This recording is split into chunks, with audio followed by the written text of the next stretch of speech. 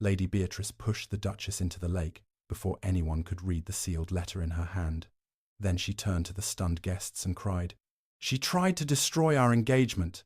The Duke believed his fiancée. He had chosen to believe her for months, when she accused Eleanor of stealing estate funds, when she produced a witness claiming the ducal marriage was invalid, and when she persuaded him to announce a new bride, while his lawful wife still stood beneath his roof. Even now, as Eleanor struggled beneath the dark water, he ordered the servants not to create a scene. Then Eleanor rose. Her ivory gown clung to her body, blood marked her cheek, and the letter remained lifted above the lake. Its broken outer wrapping had revealed a second seal, the private seal of the Duke's dead father. Every face turned toward him.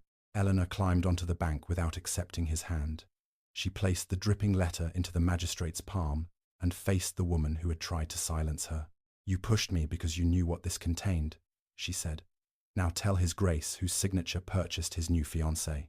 Silence fell across the south lawn of Ravenshire Hall.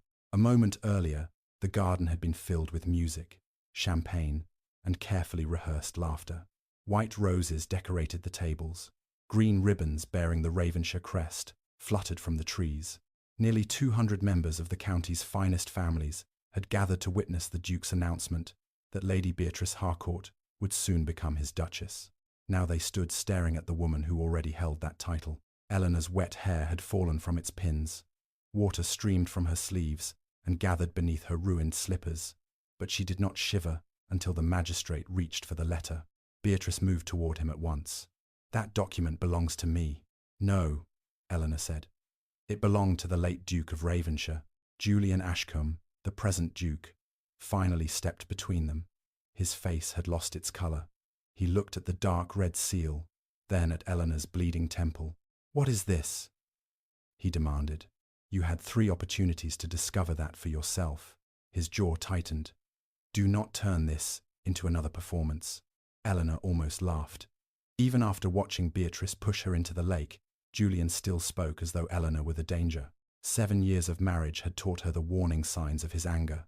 The rigid shoulders, the lowered voice, the way his right hand closed whenever truth threatened his pride. "I brought the letter privately this morning," Eleanor said. "You refused to see me. You entered my study without permission. It was my study before you gave it to her." A murmur passed through the guests. Beatrice's expression sharpened. "Your Grace, she came here intending to humiliate us. She has been unable to accept that your marriage was never lawful." The magistrate, Sir Thomas Bellamy, turned the letter carefully in his hands. He was an elderly man with a narrow face and an inconvenient respect for procedure. Eleanor had chosen him for precisely that reason. "The inner seal appears genuine," he said. "I saw the late Duke use it on several private settlements." Julian's gaze snapped toward Eleanor. "Where did you obtain it?" "From the woman your father trusted to keep it beyond your reach." For the first time, fear appeared in Beatrice's eyes. It vanished so quickly that Julian did not notice. Eleanor did. Beatrice gathered her crimson skirts and approached him with trembling elegance. "Julian, she is manipulating Sir Thomas. Look at her. She arrived during our celebration carrying some mysterious letter, made accusations without evidence, and then threw herself into the water when I tried to stop her." "You put both hands against my back," Eleanor said. "I tried to take the letter. And why were you so desperate to take something you claim to know nothing about?" Beatrice opened her mouth, but no answer emerged. That contradiction moved through the crowd faster than any accusation could have done. Faces turned, fans lowered, whispers began behind gloved hands. Julian heard them, and his shame immediately became anger.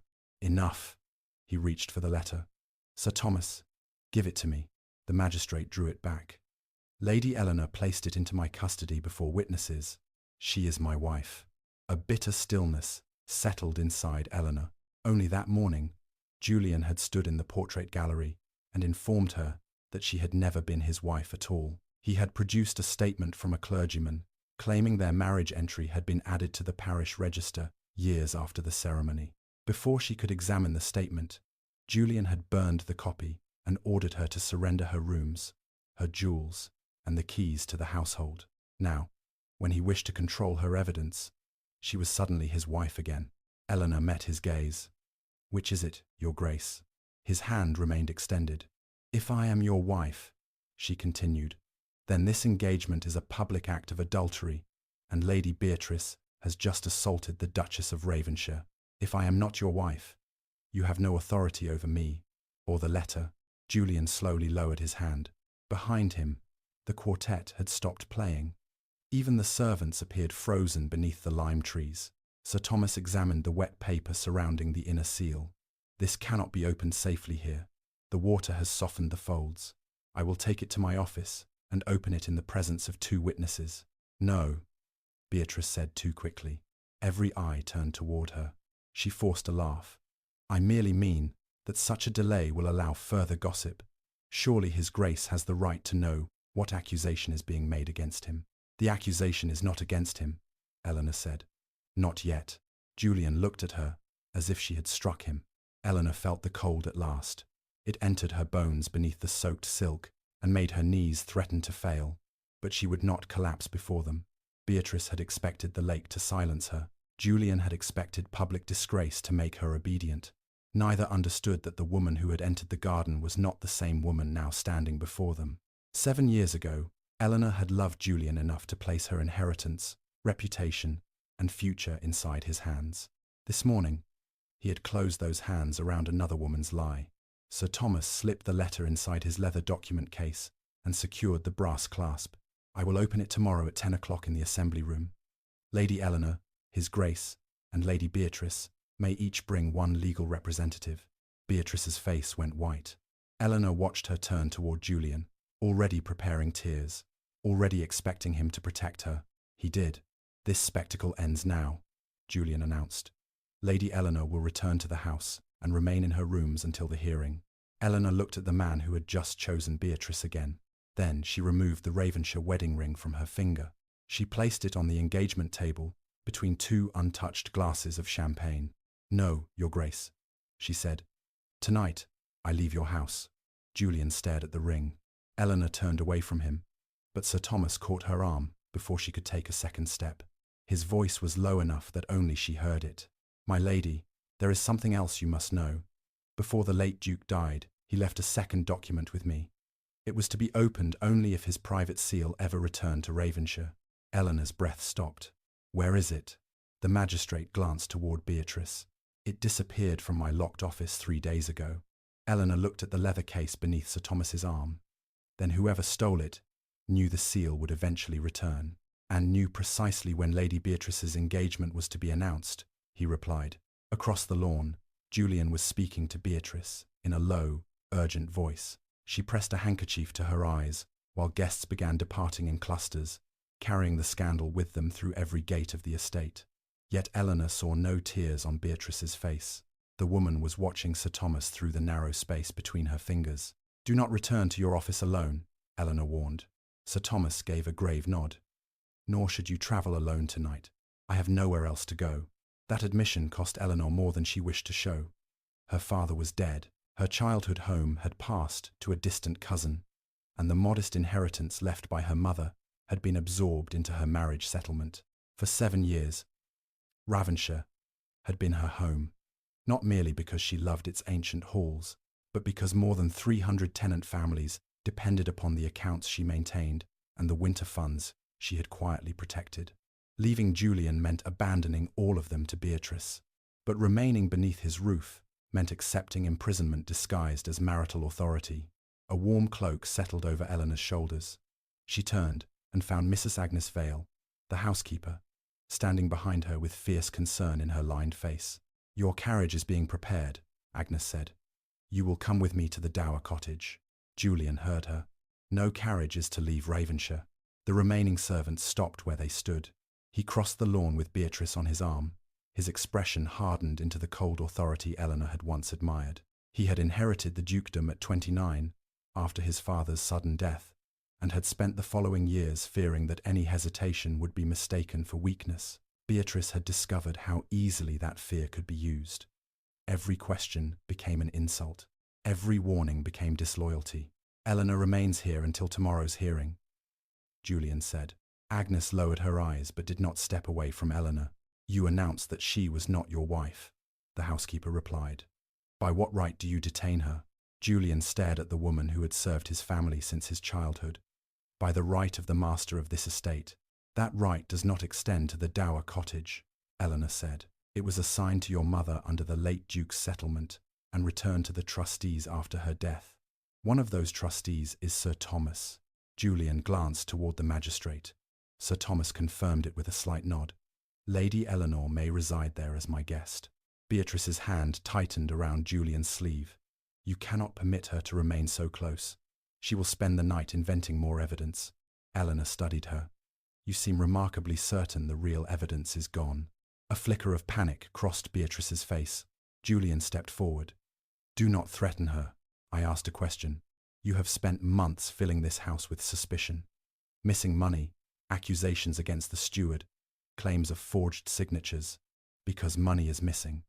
Because signatures were forged. And yet every account Beatrice presented was balanced. Accounts can balance while an estate is being robbed. One only needs to hide a false payment beneath a genuine expense. Beatrice gave a scornful laugh. And now she imagines herself an expert. Eleanor did not answer immediately. She remembered being 16 at her father's desk, copying columns, until her fingers cramped, while he taught her that theft rarely announced itself through a missing total. It appeared through repeated ink, altered dates, payments made to companies that existed only as names. Years later, when Julian inherited an estate burdened by debt, Eleanor had used that knowledge to renegotiate grain contracts and prevent the sale of 2 tenant villages. Julian had once called her his salvation. Then Beatrice arrived and called her interference and embarrassment. Ask His Grace who restored the Western farms after his father's death, Agnes said. Mrs. Vale. Eleanor warned softly. No, Your Grace. She will not be erased while I stand here. Her ladyship found the duplicated drainage charges. Her ladyship recovered the tenant's seed fund. Her ladyship discovered that the estate was paying 3 times the proper price for winter coal. Julian's expression shifted. He remembered those crises, but Eleanor could see him searching for a way to separate her work from the woman before him. Beatrice found one for him. The late Duke's steward corrected those accounts. Eleanor merely copied his conclusions. Agnes stared at her. That steward had been dead for 5 months. The lie hung naked in the air. Julian slowly turned toward Beatrice. She recovered quickly. Then I was mistaken about the date. Must every error become a trial? No, Eleanor said. Only the errors that always benefit you. Beatrice released Julian's arm. I will not remain here and be insulted by a woman who attacked me. You pushed her into the lake, Agnes said. She came at me with the letter. Julian's head snapped toward her. You said she threw herself into the water. Beatrice froze. For one brief moment, Eleanor saw doubt enter her husband's face. It was the first crack in the certainty Beatrice had built around him. But instead of pursuing it, Julian looked toward the servants and the departing guests. Pride closed over doubt as quickly as water had closed over Eleanor. This conversation is finished. Beatrice, return to the house. Julian. Now. She gathered her skirts and walked toward the terrace. As she passed Eleanor, the scent of roses and amber surrounded them both. Then Beatrice whispered, You will never reach that hearing. Eleanor did not turn. Is that a promise? Beatrice continued walking as if nothing had been said. Sir Thomas heard it. His troubled gaze followed her toward the house. Julian ordered 2 footmen to escort Eleanor to the dower cottage. They obeyed reluctantly, carrying lanterns as dusk settled over the grounds. Agnes walked beside Eleanor, keeping one hand at her back whenever the wet gown tangled around her feet. The cottage stood half a mile beyond the northern orchard, separated from the main house by an old stone wall. It had remained closed since the death of Julian's mother, and the air inside smelled of lavender, dust, and unused rooms. Agnes lit the drawing-room fire, while Eleanor changed into a plain wool dress left in an upstairs wardrobe. When she returned, Sir Thomas was waiting beside a small writing desk. His leather case was open. The sealed letter was gone. One of the footmen lay unconscious outside the kitchen door, and the window behind Sir Thomas had been forced open. But something had been left on the empty velvet lining of the case. A silver button, engraved with the crest of Ravenshire's estate steward. Eleanor picked up the silver button without touching its polished face, holding it carefully by the edge, as her father had once taught her to handle disputed seals. The steward's crest, a running stag beneath 3 stars, was engraved on the front, but the thread still caught through its shank was not the dark grey used on the estate servants' coats. It was crimson silk. "This did not fall from Mr. Hale's uniform," she said. Sir Thomas leaned closer. "Then someone placed it here to accuse him." Agnes closed the forced window and drew the curtains. "Mr. Hale was at the main house when we left. I saw him speaking with his grace beside the terrace." Eleanor turned the button over. A faint line of black wax marked one edge, and beneath it she found a shallow scratch shaped like the tip of a knife. "It was used to press a seal," she said. "The crest is small enough to imitate the steward's mark on estate orders.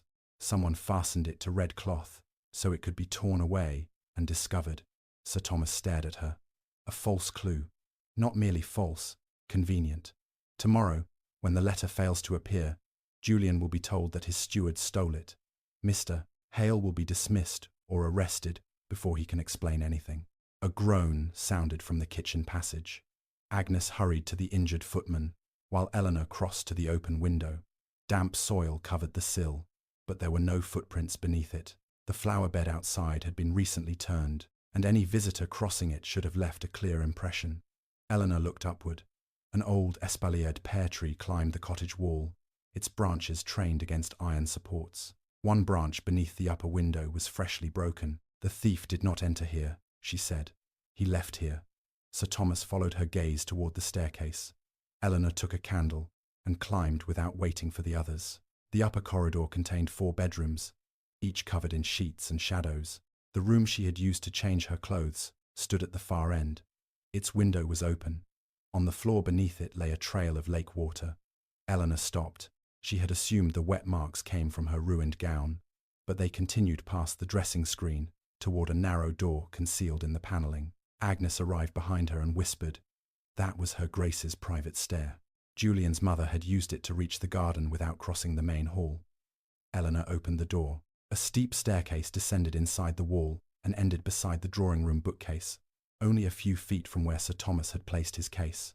The thief had already been inside the cottage when they arrived. "Someone followed us from the lake," Eleanor said. "Someone wearing wet shoes." Sir Thomas's face darkened. Lady Beatrice changed her gown immediately after the incident.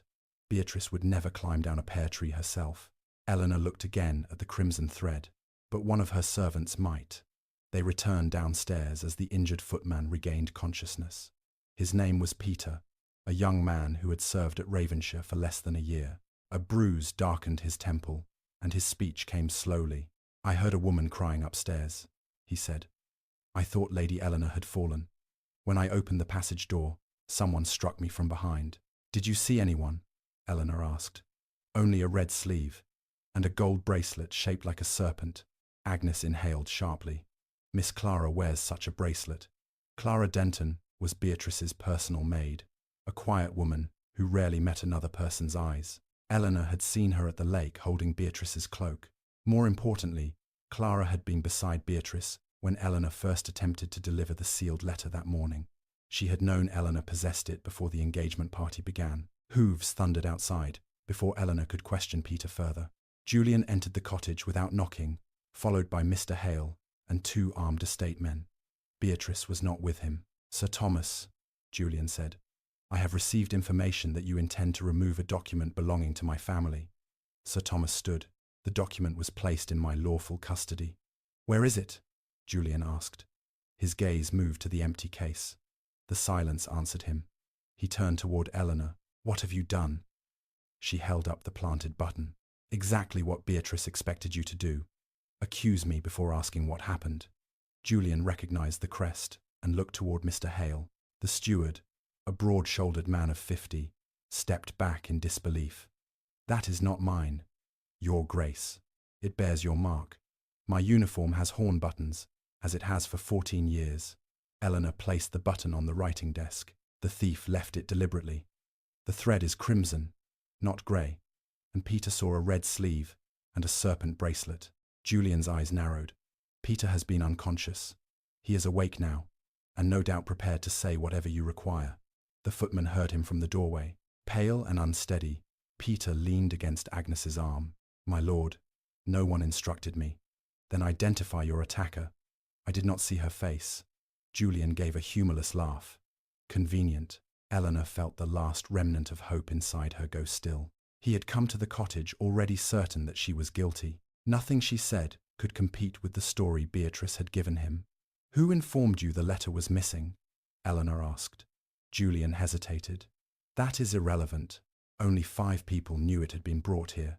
Sir Thomas, Agnes, Peter, you, and me. Beatrice watched us leave, but could not have known where Sir Thomas placed the case unless someone followed us. Beatrice received an unsigned message beneath her chamber door. And you brought armed men because of an unsigned message. The message named Hale. Eleanor looked at the steward. When did you last see Clara Denton? Hale frowned. 10 minutes before His Grace summoned me. She asked for the key to the old records room. Julian's face changed. Did you give it to her? No, Your Grace. But the spare key is kept in your study.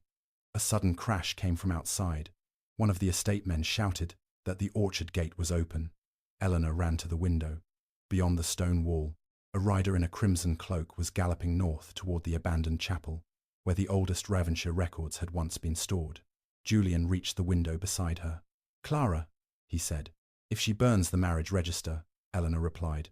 Tomorrow, there will be no hearing, and Beatrice will have everything she wanted. Julian called for his horse, but Eleanor caught his sleeve. The northern bridge collapsed last winter. If she takes that road in darkness, she will fall into the ravine. He pulled free. Then I must reach her first. You do not know the orchard paths. And you do? Eleanor met his eyes. I rebuilt them with the tenants while you were in London with Beatrice. She took Agnes's cloak from the chair and walked toward the door. This time, Julian had no choice but to follow his wife. Eleanor did not wait for Julian's permission. She crossed the orchard at a run, lifting the hem of Agnes's borrowed cloak, while lantern light swung wildly behind her. The path divided beneath an ancient oak, one branch continuing north toward the broken bridge, and the other curving east between the tenant fields. Clara had taken the northern road because it appeared shorter on every estate map, but Eleanor knew of a narrow shepherd's track that crossed the stream farther upstream. She turned east. The chapel is north, Julian called from behind her. The bridge is gone, Eleanor answered, without slowing. Follow me, or lose her. He swore beneath his breath, but obeyed. Mr. Hale and the estate men followed several yards behind, their boots striking the hard ground as the riders' hoofbeats faded into the darkness. Eleanor reached the stream first. There was no bridge, only a line of broad stones half submerged beneath the current. She stepped onto the first one and nearly slipped. Julian caught her around the waist. For one suspended moment, his arm held her exactly as it had during the earliest years of their marriage, before suspicion entered every room between them. His breath touched her hair. You are freezing, he said. I was thrown into a lake. The reminder made him release her. I should have stopped Beatrice. Eleanor looked back at him across the narrow space. You should have believed what you saw. She crossed the remaining stones alone. On the opposite bank, a flash of crimson moved between the trees. Clara had abandoned her horse and was climbing the hill toward the ruined chapel. Eleanor followed, ignoring the ache in her wet shoes and the pain spreading from the cut on her temple. By the time she reached the graveyard wall, smoke was already rising through the chapel's broken roof. Julian forced open the warped wooden door. Heat struck them. Clara stood before the old altar, with a burning taper in one hand and the stolen letter in the other. A pile of parish records burned at her feet. Stop, Eleanor cried. Clara backed away, her face white with terror. The serpent bracelet gleamed around her wrist. I cannot. Beatrice ordered you to do this. Clara looked toward Julian, then lowered her eyes. Lady Beatrice, said the Duchess intended to destroy his grace. She said the documents were forged. Then why burn them before anyone can examine them? Eleanor asked. Clara's hand trembled. The fire climbed through the dry pages, illuminating the chapel walls with a violent orange glow. She promised to send my brother home, Clara whispered. Where is he? In a debtor's prison in London. Lord Harcourt purchased his debts. Lady Beatrice said he would die there unless I served her. Eleanor took one careful step forward. Give me the letter, and I will make certain Sir Thomas hears everything. You cannot protect him. Neither can Beatrice. Once these papers are gone, she will have no reason to keep her promise. Clara's expression broke. She looked at the letter in her hand, as though seeing it for the first time. Julian moved beside Eleanor. Lady Beatrice told me your brother had already been released. Clara stared at him. No, Your Grace. I received a message from him 3 days ago. He is still confined. The realization struck Julian visibly. Beatrice had lied not only to Eleanor, but to him, using his name to control a desperate servant. He extended his hand. Give me the letter. Clara shook her head. She said you would forgive her if the Duchess were proven a fraud. She was wrong. Eleanor heard the words but found no comfort in them. Julian had not rejected Beatrice because he finally trusted his wife. He had rejected her because her deception had reached him personally. Clara lowered the taper, but a section of burning paper collapsed from the altar. Flame caught the hem of her crimson cloak. She screamed and dropped the letter. Julian lunged toward Clara, while Eleanor threw Agnes's heavy cloak around the woman's shoulders, smothering the fire. The sealed letter slid across the stone floor and stopped beside the burning records. Mr. Hale rushed inside, but a beam above the chancel cracked with a deafening sound. The roof is coming down, he shouted. Julian pulled Clara toward the entrance. Eleanor reached for the letter just as burning timber crashed between them. Sparks exploded across the chapel, smoke swallowed the doorway, and for several seconds she could see nothing. Eleanor, Julian's voice came through the darkness. She found the letter beneath a fallen page, but the outer edge had caught fire. Pressing it against the damp wool of her dress, she extinguished the flame and crawled beneath the smoke. A hand reached through the haze. She almost took it, then saw the black wax signet on the smallest finger. It was not Julian's hand. A masked man stood behind the fallen beam, having entered through the chapel's side door. He seized Eleanor's wrist and tried to tear the letter from her. She drove her elbow into his ribs. He cursed and struck her across the shoulder, but Eleanor held on. Julian appeared through the smoke and tackled the man against the altar. The mask slipped. Mr. Hale stopped in shock. Mr. Pritchard?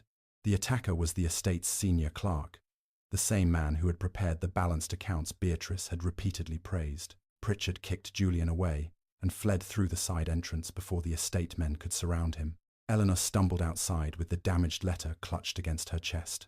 Behind them, the chapel roof collapsed, burying the oldest Ravenshire records beneath fire and stone. Clara fell to her knees in the graveyard. It was Mr. Pritchard, she sobbed.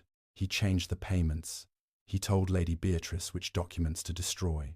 He said that after she married His Grace, they could sell the Eastern farms before anyone discovered the mortgages. Julian turned toward Eleanor. What mortgages? Eleanor stared at the flames consuming his family records. The ones I warned you about 6 months ago. His face went still. 6 months earlier, Eleanor had placed 3 irregular loan entries on his desk and asked him to delay transferring authority to Beatrice's father. Julian had accused her of jealousy and signed the transfer before her eyes. That signature had given Lord Harcourt access to the estate's private credit. Because Julian had chosen Beatrice over his wife's evidence, half of Ravenshire might already belong to hidden creditors. Sir Thomas arrived at the chapel as the first section of roof collapsed inward. Eleanor handed him the scorched letter. The late Duke's seal remained intact, but the writing beneath it had been damaged by water and fire. Sir Thomas held it toward the lantern. Enough survives to authenticate the hand, he said, but not enough to read the final names. Clara wiped soot from her face. Lady Beatrice has another copy. Julian looked at her sharply. Where? Inside the engagement necklace you gave her. The central emerald opens from behind. Mr. Pritchard placed a folded list inside it this morning. Eleanor remembered the necklace, resting against Beatrice's throat as she pushed her into the lake. The largest emerald had not been a jewel at all. It had been a hiding place. Julian called for his horse. We returned to the hall. Clara caught Eleanor's hand before she could leave. My lady, there is something Lady Beatrice does not know. The list inside the necklace names every person she paid, but Mr. Pritchard added one name after she sealed it. Whose name? Eleanor asked. Clara looked toward Julian with naked fear. The man who ordered the late Duke's death. Julian's face emptied of every expression. For years he had spoken of his father's death as an accident, a fall from his horse, on a rain-darkened road, witnessed by no one and questioned by no physician. Eleanor remembered the late Duke's body being brought home with mud on his coat, but none on his boots. She had noticed the contradiction then, yet grief and Julian's refusal to discuss the matter had silenced her. "Did Clara see the added name?" Julian asked. Clara shook her head. "Mr. Pritchard wrote it in a cipher. He said only Lady Beatrice's father would understand it." "Lord Harcourt," Eleanor said. "The same man you gave authority over Ravenshire's credit." Julian looked toward the burning chapel, as if the flames might erase the weight of his decision. "We must reach Beatrice before Pritchard warns her." They returned to the hall by the eastern road, Clara riding with one of the estate men, while Eleanor took the saddle of the abandoned horse. Julian rode beside her, but did not attempt to speak. Dawn remained several hours away, yet every window of Ravenshire Hall burned with candlelight. Servants gathered beneath the portico, and a carriage stood before the steps with its door open. Beatrice was leaving. She appeared at the entrance wearing a dark travelling cloak, the emerald necklace still around her throat. Lord Harcourt followed her with 2 leather cases and a pistol tucked beneath his coat. When he saw Julian's party entering the courtyard, he pushed his daughter toward the carriage. "Close the gates!" Julian shouted. "Mr." Hale's men obeyed, but a second group of armed servants emerged from the stable. They wore Ravenshire livery, though Eleanor recognized none of them. Lord Harcourt had replaced loyal estate workers with hired men during Julian's visits to London. The betrayal had already reached deeper than Eleanor feared. Beatrice stopped on the steps and touched the emerald at her throat. "Julian, thank heaven!" Eleanor abducted Clara and set fire to the chapel. "We must leave before she turns the tenants against you." Julian dismounted. "Remove the necklace." Beatrice's hand froze. "What?" "The emerald necklace. Give it to me." Lord Harcourt stepped between them. "My daughter will not surrender a betrothal gift because your deranged wife has invented another accusation." Eleanor climbed down from her horse, every muscle protesting. "Then open the central emerald yourself." Beatrice looked at her father. That single glance confirmed more than any confession could have done.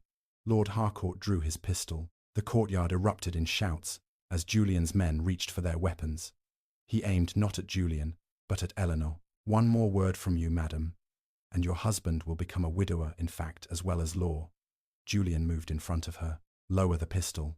"You have already signed away the authority to command me," Harcourt replied. "Yesterday at noon, the final mortgage on the Eastern farms was transferred to my creditors. By sunrise, this house will stand as security for debts you cannot repay." Julian's shoulders stiffened. Those mortgages required the trustees' approval. They required the Duchess's consent. Lady Beatrice supplied it.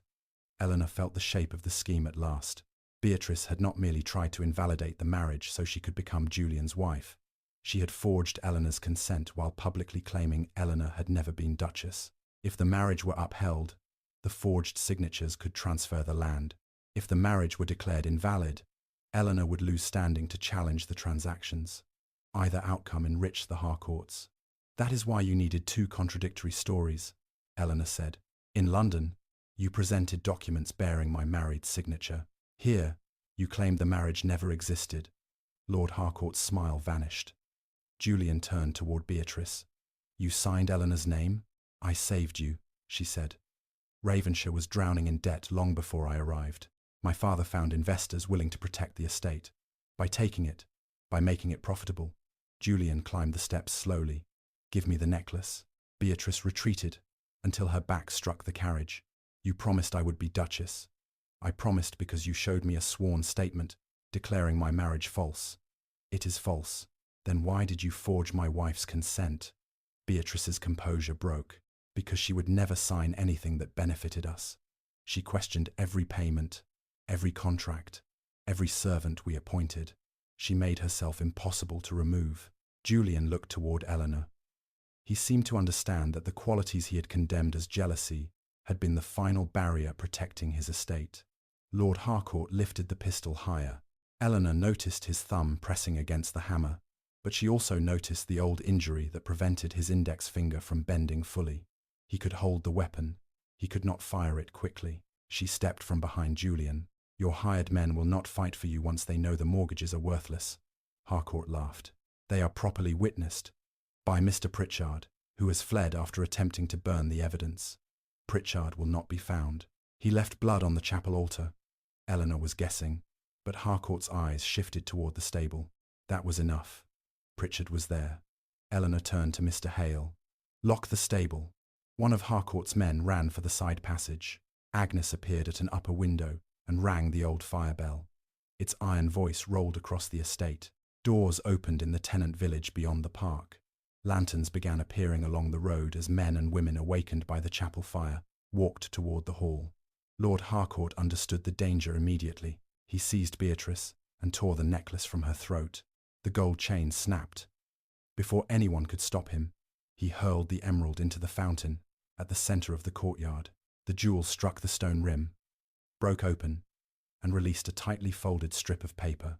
Eleanor ran toward it. Harcourt fired. The shot cracked through the night. Julian staggered, one hand flying to his shoulder, but he remained between Eleanor and the pistol. Mr. Hale's men rushed Harcourt as Beatrice screamed. Eleanor reached the fountain and plunged her hand into the cold water. The folded list had landed beneath the surface, beside the broken emerald. She pulled it free, just as another figure emerged from the stable, with a torch. Mr. Pritchard threw the flame into the hay and shouted, "Burn the house, and there will be nothing left to inherit." Fire raced along the stable floor. Horses kicked against their stalls, while smoke rolled into the courtyard. Eleanor placed the list inside her bodice, safe beneath the wet wool, and ran toward the stable doors. Julian caught her arm with his uninjured hand. Blood spread across his coat. "You cannot go in there." Eleanor pulled free. "Those horses carried your tenants through 2 winters. I will not let them burn, because you gave a criminal your authority." Then she entered the smoke, leaving the Duke to face the consequence of every warning he had refused to hear. Smoke blinded Eleanor before she had taken 3 steps inside the stable. Horses screamed and struck the wooden partitions with their hooves, while flames climbed the hayloft above them. She pulled her skirt over her mouth and moved toward the first stall, finding the latch by touch. The frightened mare inside nearly knocked her down as it burst into the courtyard, but tenant men had already arrived and caught the reins. Eleanor opened the second stall, then the third. A burning rope fell across the passage. She stamped it out and reached the row of stalls belonging to the carriage horses. One door would not open. The iron latch had been bound with wire. This was no hurried act of destruction. Pritchard had prepared the stable to become a trap. Eleanor found a grooming hook on the wall and twisted the wire until it broke. The 2 horses inside pushed past her as part of the loft collapsed behind them. Someone seized Eleanor around the waist and dragged her through the smoke. She fought until she heard Julian's voice beside her ear. "It is me." He carried her into the courtyard and fell to one knee. Blood soaked his left sleeve, and ash darkened his face. "You were shot," Eleanor said. "The ball passed through. Then stop behaving as though you cannot bleed." She tore a strip from the lining of her cloak and pressed it against his wound. He watched her hands, his expression filled with something too late to be called gratitude. "You still saved my horses. They are not yours alone. The tenants use them during the harvest. Everything you do is for this estate. Someone had to care for it while you were giving it away." He closed his eyes at the words. Around them, villagers formed a line from the courtyard pump to the stable, passing buckets beneath the direction of Mr. Hale. Agnes led the servants from the house, with blankets and wet sacks. No one waited for Julian's orders. They followed Eleanor's methods because she had trained them for fire years earlier, after lightning destroyed a tenant barn. Julian saw it. The authority he believed belonged to his title was moving through the courtyard without him. Beatrice stood beside the carriage, her torn necklace chain hanging across her throat. Lord Harcourt had been disarmed and held by 2 tenant farmers, but she remained untouched, still protected by the uncertainty surrounding Eleanor's marriage. "Arrest her," Julian ordered. Sir Thomas approached from the fountain. "On what charge, Your Grace?" "Forgery, conspiracy, attempted murder. The letter has not yet been examined. The mortgage documents are not here, and Lady Eleanor's fall into the lake will be described as an accident unless witnesses testify otherwise. We need evidence that can survive more than tonight's outrage." Beatrice lifted her chin. "At last, one man speaks with reason." Eleanor rose, keeping one hand against Julian's wound. "Then, we will give him evidence." She removed the wet list from inside her dress and placed it on the stone edge of the fountain. The paper was covered with numbers, initials, and symbols written in 2 different inks. Water had blurred several lines, but most remained visible. Beatrice's confidence returned. Meaningless marks. Anyone could have written them. Not anyone, Eleanor said. Mr. Pritchard used the same merchant's cipher in the estate ledgers. Lord Harcourt laughed. You expect villagers to understand a secret code? No. I expect the person who created the original system to understand it.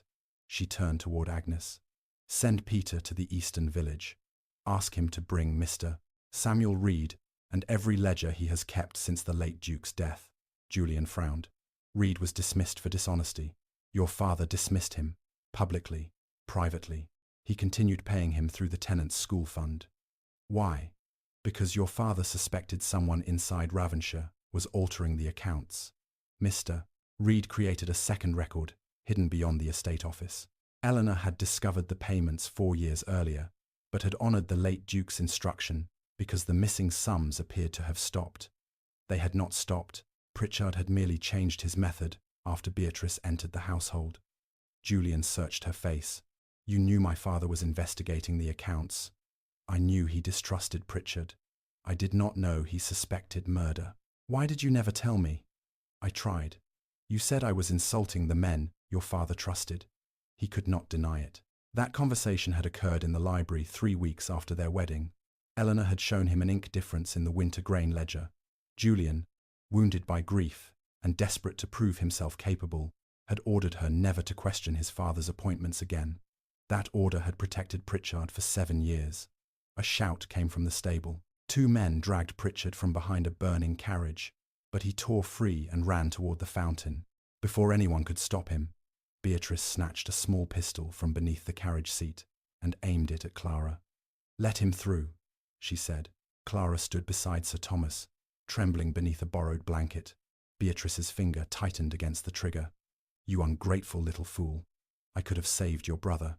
You never intended to, Clara replied. He died this morning. Beatrice blinked. The words were not a plea, but an accusation.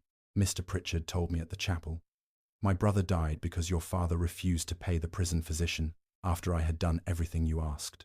Lord Harcourt cursed under his breath. Clara took 1 step toward Beatrice. You made me steal the marriage statement from Sir Thomas. You made me copy the Duchess's signature. You ordered me to push her into the deeper side of the lake if she refused to give up the letter. A murmur moved through the gathered tenants.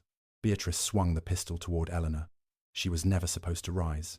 Julian moved again, but Eleanor held him back. No, she whispered. Let her speak. Beatrice's face twisted. You took everything that should have been mine. His name, his house, his loyalty. His loyalty, Eleanor asked. He publicly discarded me the moment you offered him a more flattering lie. Julian flinched, but she did not look at him. You did not steal a faithful husband, Beatrice. You found a proud man willing to betray his wife rather than admit he had been deceived. The truth struck both of them.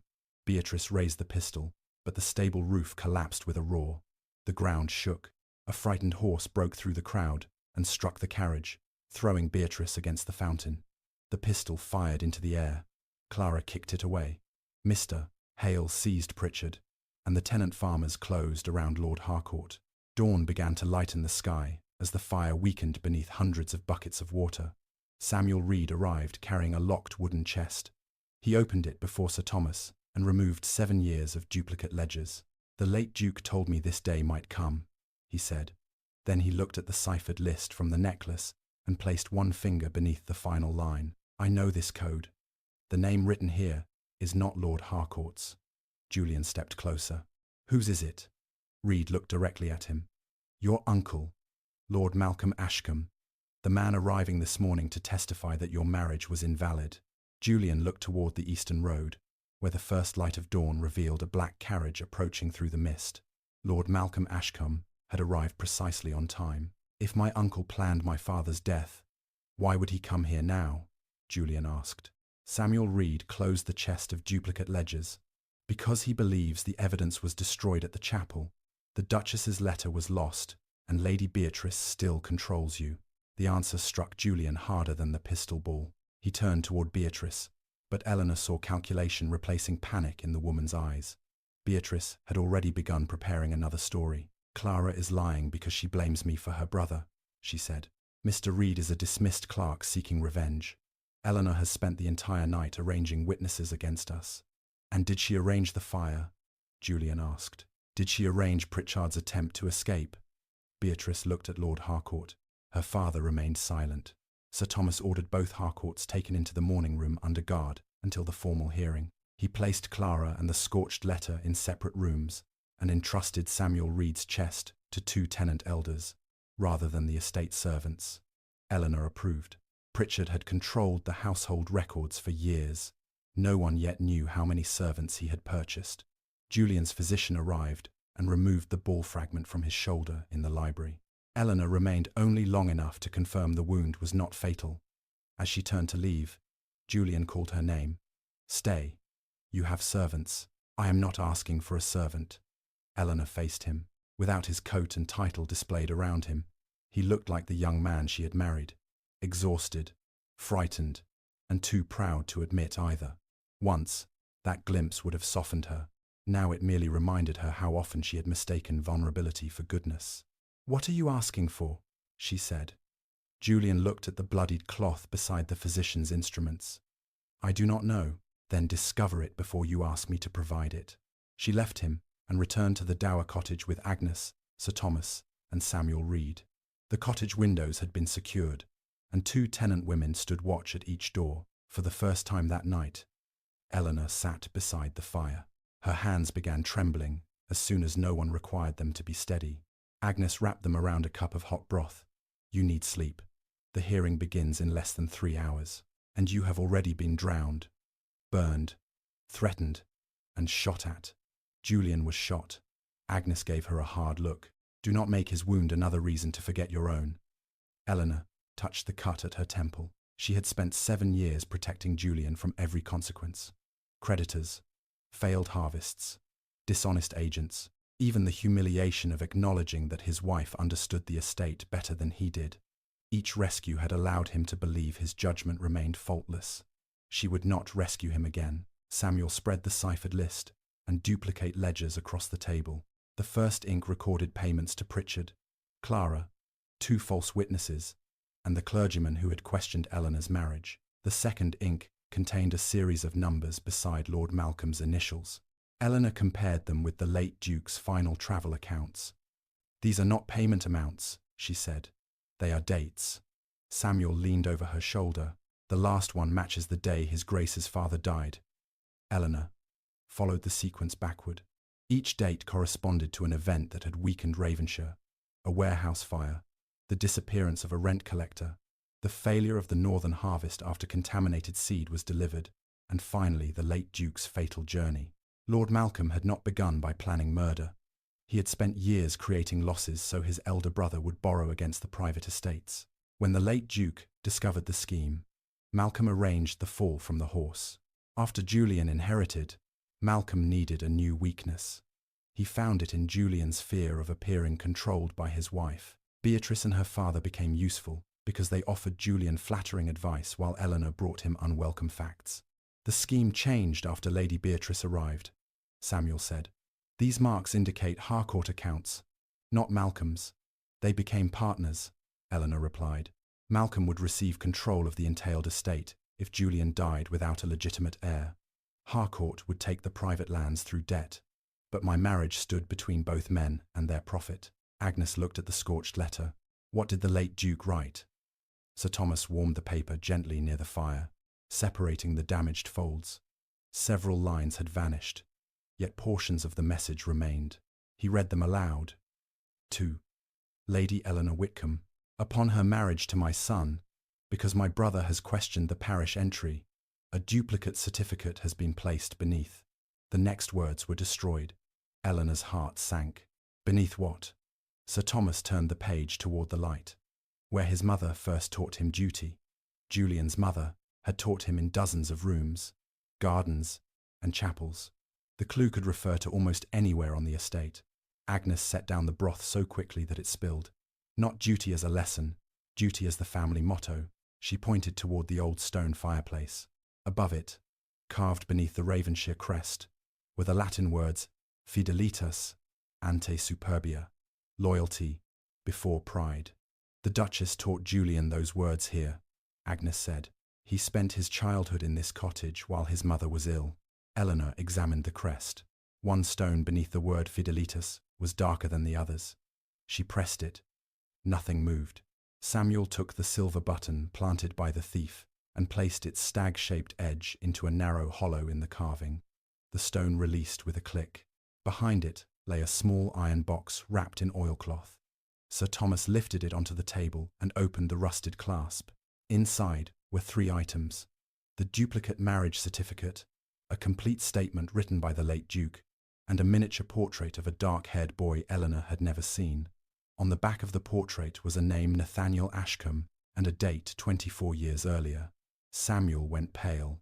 Lord Malcolm has a son. Sir Thomas read the line beneath the date. Born in lawful wedlock. Eleanor understood at once. Malcolm's son was older than Julian.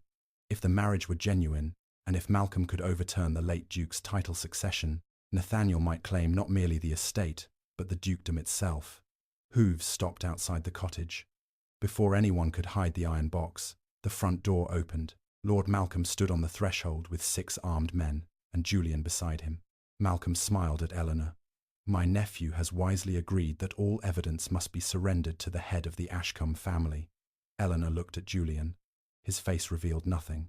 Once again, he appeared to have chosen the man accusing his wife. Eleanor did not reach for the iron box. The head of the Ashcombe family is the Duke of Ravenshire, she said. That is Julian, unless you intend to announce otherwise before witnesses. Malcolm's smile remained fixed.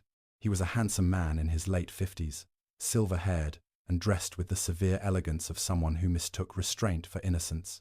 My nephew is Duke only because my brother concealed the truth of our family succession. And what truth would that be? Sir Thomas asked. Malcolm's gaze moved to the miniature portrait on the table. For the first time, his confidence faltered. You have opened private family property. It was hidden inside a cottage controlled by trustees. Sir Thomas replied. Nothing in this room belongs to you merely because it frightens you. The armed men behind Malcolm stepped forward. Julian raised his uninjured hand. No one touches Lady Eleanor. Malcolm looked at his nephew with mild disappointment. You agreed to surrender the evidence. I agreed to bring you here. Julian reached inside his coat and removed a folded paper bearing the ducal seal. Before leaving the hall, I signed an order transferring temporary command of the estate guard to Sir Thomas. The men you brought are trespassing under arms. Malcolm's expression hardened. From outside came the sound of horses and shouted commands. Mr. Hale had arrived with the county constables and dozens of tenants. Julian had allowed Malcolm to believe he remained obedient long enough to draw him away from his carriage, his London servants, and whatever additional documents he might have hidden there. It was a necessary deception, but Eleanor felt no rush of relief. One correct choice made under pressure did not erase all the wrong ones that had created the danger. Malcolm understood the trap. He seized Julian by the injured shoulder and pressed a narrow blade beneath his ribs. Julian's face whitened, but he did not resist. Place the box on the floor, Malcolm ordered. Eleanor looked toward the open doorway. The armed men inside the cottage blocked Sir Thomas and Samuel from leaving, while Malcolm's hired riders outside were surrounded but had not yet surrendered. A single, reckless movement could turn the cottage into a slaughter. Eleanor closed the iron box. You may take it. Eleanor, Julian said. Be silent, Malcolm snapped. Eleanor lifted the box and approached him slowly. You killed your brother for this. Malcolm's eyes shifted toward her. My brother stole what should have been mine, the dukedom. Our father changed the succession by concealing my marriage. Nathaniel was born before Julian, yet my father declared the union invalid because my wife was the daughter of a physician. He forced me to send her away and raised my son without the Ashcombe name. My brother knew and accepted the title anyway. So you ruined the estate your son hoped to inherit. I weakened Julian until Parliament would consider the succession claim. A bankrupt duke without an heir is easily removed. Eleanor stopped within arm's reach. But Julian had a lawful wife. If we produced a child, your plan would fail. You produced no child. The cruelty was deliberate, but Eleanor did not look away. Not because I could not. Malcolm's grip on Julian changed. What does that mean? Eleanor had not intended to reveal the wound before strangers. For 3 years, Beatrice's preferred physician had visited Ravenshire and prescribed Eleanor a bitter tonic after every monthly illness, claiming it would strengthen her chances of conceiving. Eleanor had stopped taking it 6 months earlier after noticing the same mineral scent in a pesticide used on the estate sheep. Her health had slowly returned. "The medicine sent to me from London prevented conception," she said. "The payments appear in Pritchard's ledger under the initials of Beatrice's physician." Julian stared at her. "You never told me." "I told you. The tonic made me ill. You said Beatrice had recommended the finest physician in London and ordered me to continue." His face crumpled, not dramatically, but with the quiet horror of a man forced to remember the exact moment he chose another woman's word over his wife's body. Malcolm pressed the blade deeper, put down the box. Eleanor obeyed, but as she bent, she saw that Malcolm's right boot was wet with fresh mud. The road from the hall had been dry. The mud was dark and oily, identical to the soil beside the collapsed northern bridge. Malcolm had gone there before, arriving at the cottage. "The second document was never stolen from Sir Thomas's office," she said. "You took it from the courier at the bridge." Sir Thomas's eyes widened. "The messenger, carrying my duplicate records, disappeared 3 days ago. Malcolm killed him and left the carriage in the ravine. That is why his boot is wet." Malcolm's knife moved toward Julian's heart. Eleanor threw the iron box against his wrist. The blade fell. Julian drove his shoulder into his uncle, and both men crashed against the writing desk. Sir Thomas overturned a chair before Malcolm's guards could fire. Agnes threw hot broth into one man's face, while Samuel struck another with the ledger chest. Constables rushed through the doorway. Malcolm broke free and ran upstairs. Eleanor followed, knowing the hidden stair offered an escape through the drawing room. When she reached the upper corridor, he was waiting behind the bedroom door. He caught her throat and forced her toward the open window above the pear tree. "You should have drowned when Beatrice pushed you," he hissed. Eleanor drove the silver button's sharp edge into his hand. He released her with a cry. She ran for the stairs, but Malcolm seized her cloak and pulled her backward. The old fabric tore. Eleanor struck the floor beside the hidden passage, while Malcolm disappeared into it. She heard him descending inside the wall. Instead of following, she returned to the bedroom window and looked down. The pear tree branch beneath it had been repaired with a strip of crimson cloth. Clara had not escaped from the cottage that way. Malcolm had. He had been the hidden thief who took the sealed letter, then planted the steward's button to direct suspicion toward Mr. Hale. Eleanor leaned from the window and shouted, "He will emerge behind the drawing-room bookcase." Constables surrounded the lower passage, just as Malcolm forced it open. Trapped between the interior wall and the waiting men, he raised his pistol toward Julian. A shot rang out. Malcolm collapsed, struck through the leg by Lord Harcourt, who stood outside the cottage beneath guard. "He promised to protect my daughter," Harcourt said, lowering the smoking weapon. "Instead, he intended to let us hang for everything." Malcolm was bound and carried into the drawing room. The iron box had survived the struggle, but when Sir Thomas opened it again, the late Duke's full statement was missing. Julian searched Malcolm's coat and found only a handful of ashes inside the pocket nearest his heart. "He destroyed it while we fought," Julian said. Without the statement, the murder accusation rested on a ciphered list. Duplicate accounts, and Malcolm's words heard during a hostage crisis, serious evidence, but vulnerable to challenge. Malcolm smiled through the pain. "Your wife may prove her marriage. She may even recover her property, but she will never prove who killed your father." Eleanor looked at the repaired pear branch outside the window, then at the crimson thread, still attached to the false steward's button. The thread had not come from Clara's sleeve or Beatrice's gown. It had come from the strip Malcolm used to bind the branch after his first escape. Embedded in the knot was a small brass tube, no longer than her finger. Eleanor pulled it free and opened the cap. Inside was a tightly rolled document protected from water, the missing statement from Sir Thomas's office. Malcolm had hidden it outside the cottage before returning with armed men, intending to retrieve it after taking the iron box. Sir Thomas unrolled the paper. At the bottom stood the late Duke's signature, the mark of his physician, and one final line naming the person responsible if he died before reaching London. Eleanor looked at Malcolm as the magistrate began to read. "You were right about one thing," she said. "I was supposed to drown, but every time you tried to erase the truth, you left another piece of it in my hands." By 10 o'clock, the assembly room at Ravenshire Hall was filled beyond its doors. The guests who had witnessed Eleanor's fall into the lake returned alongside tenant elders, county officials, creditors, and servants summoned by Sir Thomas. News of the stable fire and Malcolm's arrest had spread through the surrounding villages before sunrise. No private apology or family agreement could contain the scandal now. Eleanor entered through the same terrace doors from which Beatrice had emerged as the Duke's chosen bride only hours earlier. Her ruined ivory gown had been replaced by a plain, dark blue dress borrowed from Agnes's daughter. The cut on her temple remained uncovered. She wanted every witness to remember what Beatrice had tried to erase. Julian stood beside the magistrate's table, with his injured arm bound across his chest. He did not offer Eleanor his place or attempt to approach her. For once, he appeared to understand that the room must hear her before it heard him. Beatrice sat between two constables, still dressed in her travelling clothes. Her father and Pritchard occupied separate chairs across the aisle. Malcolm lay on a narrow couch under guard, his wounded leg splintered, while Clara and Samuel Reed waited beside the ledger chest. Sir Thomas opened the hearing by displaying Eleanor's duplicate marriage certificate, authenticated by the parish seal, the late Duke's private mark, and the signatures of two surviving witnesses.